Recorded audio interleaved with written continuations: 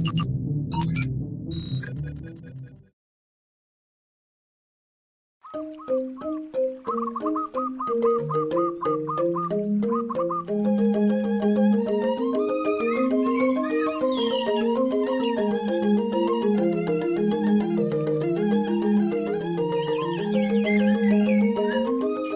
yang tidak kenal dengan arak Bali?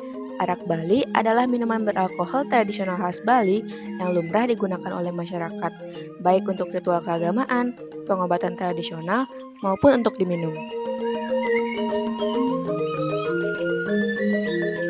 Rasanya yang khas dan sensasi hangat yang diperoleh di setiap tegukannya membuat arak Bali menjadi minuman beralkohol tradisional yang digemari masyarakat Bali untuk mencairkan suasana saat berkumpul bersama dengan kerabat.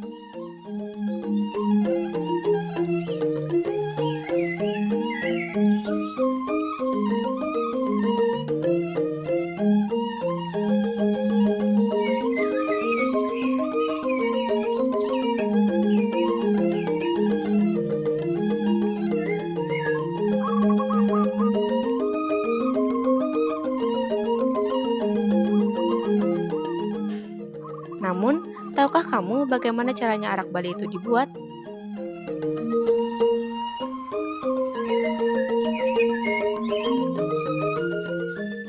Yuk kita kupas tuntas mengenai arak Bali yang diproduksi secara tradisional pada salah satu sentra produksi arak Bali di Kabupaten Buleleng,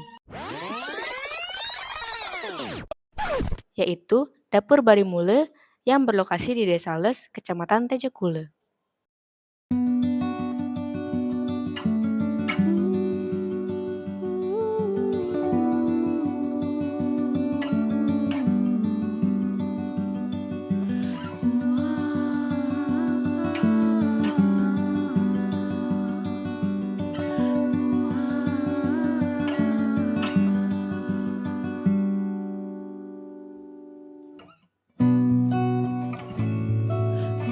Dapur Bali Mule ini yang dirikan sebagai dapur tempat dia belajar mengajar. Tamu-tamu juga bisa belajar apa yang dia mau pelajari tentang sesuatu yang ada di desa atau potensi-potensi yang ada di desa, khususnya di Desa Les. Kalau pengembangan arak tradisional, saya masih arak budaya.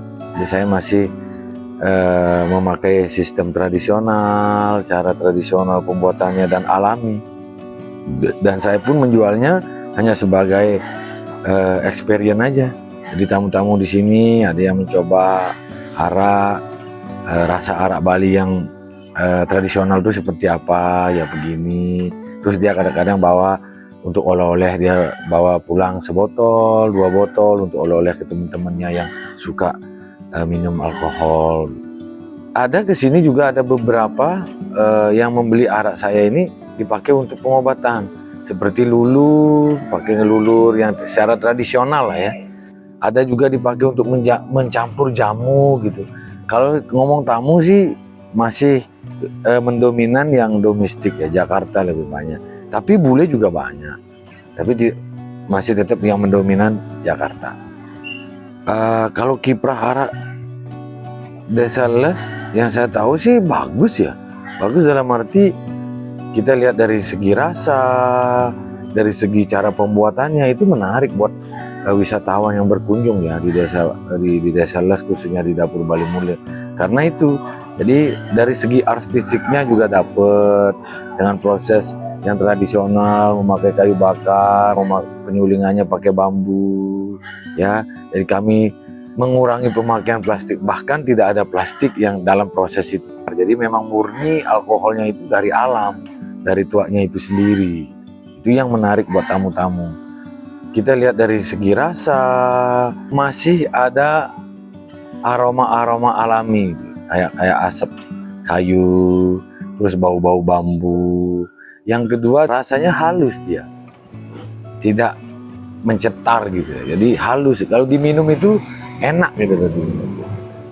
Jadi tidak keras di tenggorokan gitu ya. Benar-benar ya, kalau komen-komen tamu tuh rata-rata bilang arak ini bagus, malah bagus sekali ya, yang menilai karena memang halus.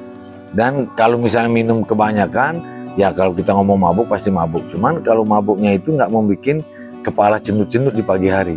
hangovernya tidak ada. Saya sebenarnya tidak belajar bikin arak. Saya hanya melestarikan saja. Apa yang menjadi warisan leluhur kami di sini, yaitu yang saya lakukan. Dan saya coba juga hasilnya luar biasa. Jadi sebenarnya kalau kita mau bersabar, mau mengikuti proses, pasti hasilnya lebih bagus.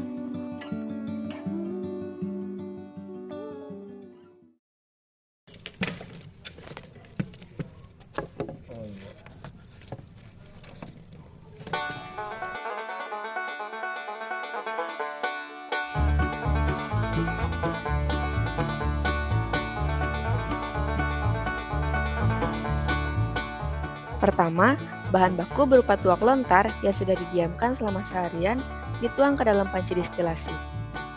Api lalu dihidupkan dengan menggunakan arang membara dan kayu bakar.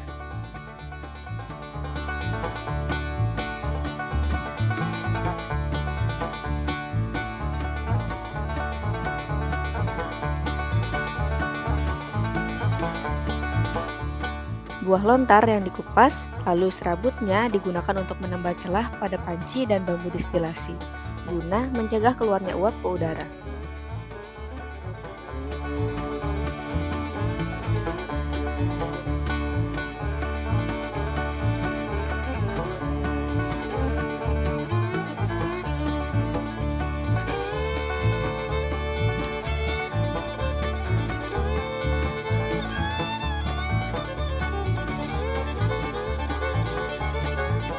Tutup panci ditutup rapat-rapat agar proses distilasi berjalan dengan baik.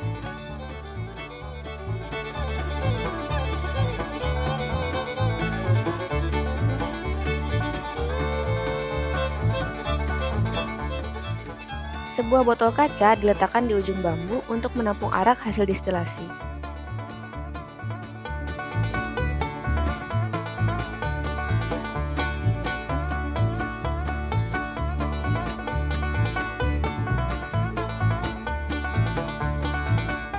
Proses distilasi ini dilakukan hingga botol kaca terisi penuh.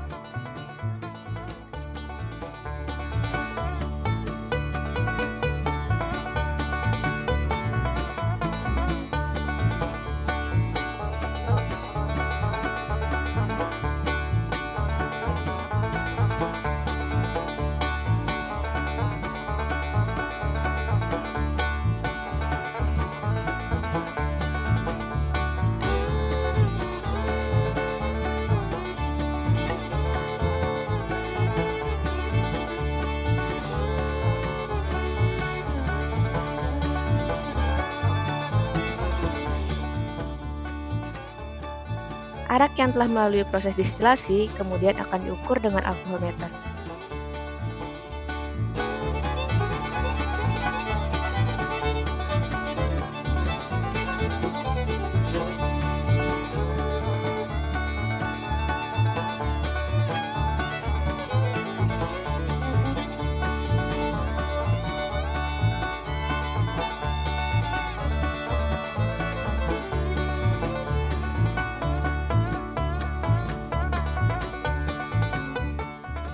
Berdasarkan hasil pengukuran, arak akan dilabeli sesuai dengan kadar alkoholnya.